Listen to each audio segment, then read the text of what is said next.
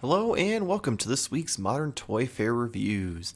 Today I'm taking a look at the NECA Teenage Mutant Ninja Turtles Target exclusive Splinter and Baxter Stockman 2-pack. If you managed to pick this up or are still on the hunt, let me know what you think about it in the comments below. Let's go ahead and get started. As always, we're going to start with just a detailed look at the figures themselves. Let's go ahead and start with Splinter here. First thing you'll notice is on this face, all the nice black lines giving you a bunch of detail through the eyebrows, through his snout. You turn him a little bit here, even have it going back, giving him a little bit of fur there. And then, of course, the fur itself is sculpted down through the sides and all through the face and through the ears. You've got his teeth and his mouth, his tongue and everything in there, sculpted. And moving down, we've got his gi, which, I mean, it looks absolutely incredible. They did a fantastic job. It's got this nice belt that you can undo if you decide you want to have it lay a little better. And then hands. Again, you have that fur kind of sculpted on. You've got these long, straggly fingers of a rat with claws. If you roll up his sleeves, you'll even notice it's got even more texture for the fur going up throughout his body. Let me show you here, even like midsection, you've got all that fur there on his stomach and down on through his legs and his knees, down to his feet where he's got the like bandages wrapped around his feet. And then even like his toes got some fur on there. Got the toenails sculpted. Bottom of the feet have more of the wraps. Back of the figure, you've got more fur sculpted. You do have the lighter brown on the front and darker on the back, just like most of the other figures in the line. Tail has these nice kind of like coil to it. And then for Baxter, let me pull him up here.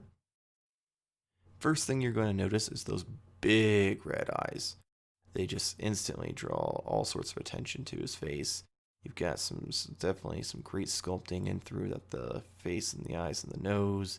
And then you do have his ginger hair up top, which kind of looks a little more blonde than it did in the show, but it still looks really good. And then from there, you've got his bluish green mouth with the little hairs on it. Bow tie, bright yellow. Sweater vest has all sorts of wrinkles through it, some dark lines to kind of distinguish it. Same with his sleeves for his shirt. Got some dark lines in there.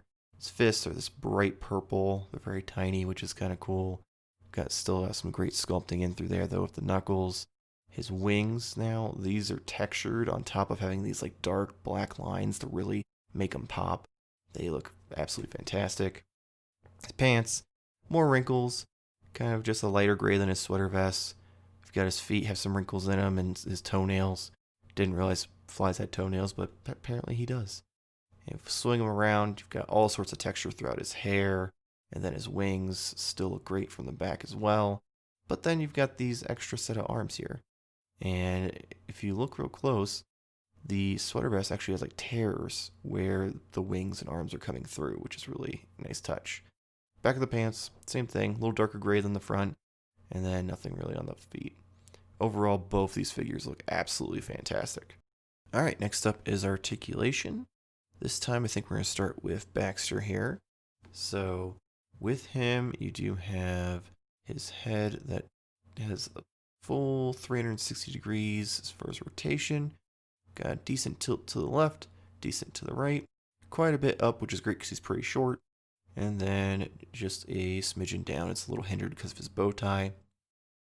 As far as, let me move these out of the way, his arms go out 90 degrees.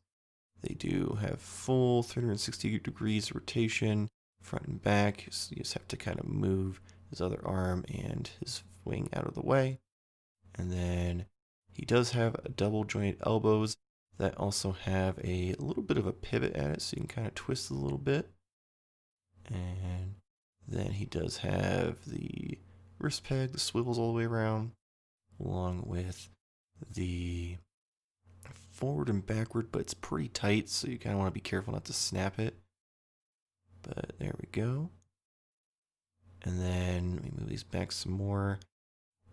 As far as his abdomen goes, he does have a rubber vest, However, it doesn't seem to make a difference because he doesn't get a whole lot. Here, I'll show you. You can get a little bit back, but nothing crazy. And a little bit forward, but it feels like it's more just his legs moving than anything else. If you can get more, go for it, but I can't. Legs go out, not quite 90.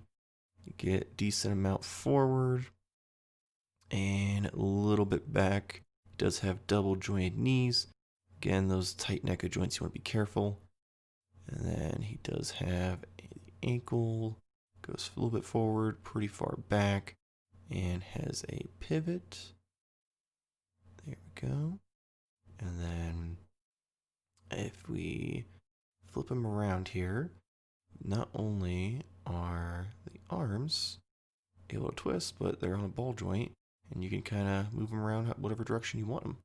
Same thing with the wings. They have a little ball joint and a hinge, so you can kind of adjust them, put them down, up, flip them all the way around you want, kind of full range. So they put quite a bit into those, which is really nice.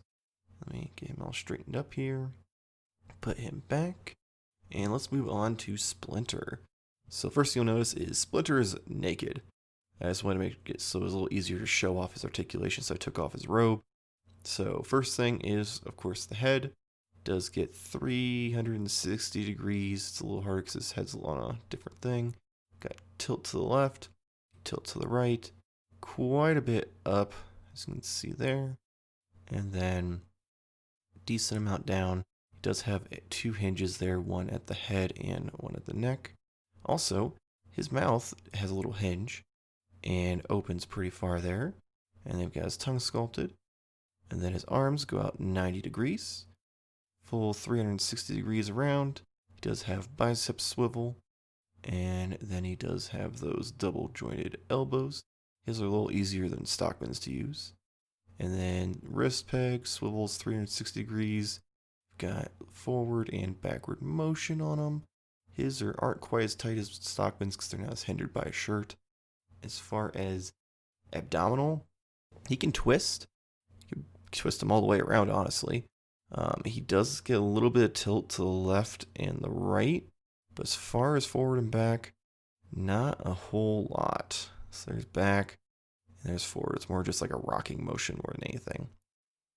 His legs do go quite a bit out, not quite 90 degrees though. They're on like a ball joint, but it's kind of a weird angle, so even when you move forward, it kind of has that tilt to it, but it gives you a huge range of motion, so I'm okay with it. As you can see, it kind of twists on the ball joint as well. And then he does have double joint knees, and they actually swivel. And then for his ankles, you can get really far forward and back motion. He does have a joint in his toes. It is very, very tight. I had to heat mine up, and it still is kind of worrisome, so be very careful. And then his ankles do pivot pretty far. You can borderline break his ankle, like have it twisted all the way around. And then the tail is on a ball joint and a hinge, so you can kind of get all sorts of different range of motion, twist it all around. It's great, so if you want him sitting or if you need it to help him stand up. So overall, both figures, they did a great job of articulation and get them in some really good poses. Alright, so now for some accessories. First, we'll start with all their hands. Splinter does have some gripping hands, so you can stick either his sword or his walking stick in it. Got some great sculpt on there with the fur and the fingernails and the kind of bony fingers. He also has, I'm going to say these are like meditation hands. Got like a pinky out, and then the other hand's got like a couple fingers out. Again, great sculpt with the fur and the bony fingers. And then he has one last hand, which is just a pointing one, which is kind of cool, so he can just kind of scold the turtles. Great sculpt on there as well. And then Baxter has a pair of gripping hands. Just got that purple, you've got the fingernails and knuckles and everything molded nicely. And then we do have a pair of trigger fingers, so that way you can have his mutagen ray gun in either hand, which is kind of nice. And then moving on to some other accessories, we've got Splinter's art book, which actually has all four of the artists the turtles are named of in it, which is really cool. And then the cover, it just has art and this weird blonde lady on it. And then we've got a book that's kind of closed and kind of beaten up. Looks like it's seen better days. Really nice sculpt in there with the tears and everything. We've got Splinter's scroll, which again looks pretty beat up. Got some nicks there. Got nothing really on the back though, just stuff on the inside of the scroll. Got Splinter's medallion with that yin yang symbol molded in there. Looks really nice. And then nothing really on the back of that as well. Got Splinter's walking stick.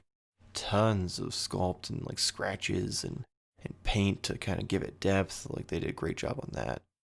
We've got Splinter's sword, which personally I feel like this is better than any of the other swords they've made. With the lines and everything, it just looks really, really cool in my opinion. And then you've got this flame effect, which if I can get this, kind of hard to do through the camera. Oh, there we go. And then it's really cool because you can feel it click in, so it kind of stays on there. And then you've got flaming sword. What's cooler than that? And then Baxter's got his computer, and you got all the keys there, some buttons, and then it does have this lenticular part for the face on the screen, which is really cool because it's got like 3 or 4 different expressions. And then if we flip it around, the back has all these vents and different kind of markings and stuff on it. It looks really cool. Then we've got a potted plant, which is really nice, very bright and vibrant. Really can go with any of the figures in the line. And then we've got the retro mutagen ray gun, and then followed by the mutagen ray gun with the wheel for all the different animals you can turn people into. A lot of really cool details in that. We've got Gerbil Mikey, and he's got that look on his face of distress because he's been turned into a gerbil. Some really nice sculpt, and it kind of sculpted the fur in there. Looks really nice. And then we have a rat, and he's really well sculpted, followed by the fly shredder, which is a really cool accessory that they added. He's got his little helmet, his wings, his cape. Looks really, really good. And then one accessory I didn't even realize we were getting, and that is this mat, or rug, or whatever you want to call it. Looks really nice. Let me see if I can zoom out a little bit here. Like, it's pretty nice. It's thin. It lays nicely. It really ties the sewer together, in my opinion. Alright, and last thing we're going to look at is the box. So, as always, we've got that party wagon style art scheme with the green on top, yellow on the bottom, pictures of Splinter and Baxter, names at the top. Spin it to the side here, we've got Splinter and his book. And then on the other side, we've got Baxter and the mutagen ray gun. Top just has the Turtles logo. Bottom has the UPC and the artist names. And then the back, we've got pictures of Splinter and Baxter together there, along with other characters in the line, plus the bio that's on every single one and their names. Overall, pretty standard for what we're used to with the 2-packs, nothing too crazy. Alright, some quick final thoughts on this set. Originally, I did not plan on getting them. I was kind of going to end with Krang, but then I saw them and I was like, okay, maybe I need Splinter and I'll just use Baxter as trade bait. But then I unboxed them and they look absolutely incredible. They posed great. It was stacked with accessories. This is probably one of the best 2-packs they've done in the entire line, in my opinion, which is impressive considering I wasn't going to buy it to begin with. So do not sleep on this. Also, do not feed the scalpers. There should be plenty for everybody. My Target alone had 16 or 18 of them when I picked mine up. So just kind of keep an eye out. Don't be too impatient. And let me know in the comments below. Do you already have this set? Do you like it? Do you not like it? Were you on the fence like I was and now you're thinking about getting it? Or now you're for sure not going to get it? Comment. Let me know. I'm definitely curious and I'll be happy to reply to anyone who comments on the video. But that's going to wrap it up for this week's video. As always, if you enjoyed it, please make sure to like and subscribe. Hit the little bell to get notifications when our videos go up. We have Modern Toyfare reviews on Mondays and Modern Toyfare news with me and Jamar on Fridays. If you want to support the channel, there's a little link below for tpublic.com. It takes you to our store. We have all sorts of different shirts and mugs, phone cases, pillows, all sorts of stuff with our logo on it. or just other designs that I've worked up in Photoshop. So feel free to give those a look. Also, make sure to check us out on social media. Twitter and Instagram are at Modern Toyfare. We do currently have a giveaway going on, so also check out Modern Toyfare News to hear more about that. Hopefully we'll see you next week, same toy time, same Toyfare channel. Thanks for watching.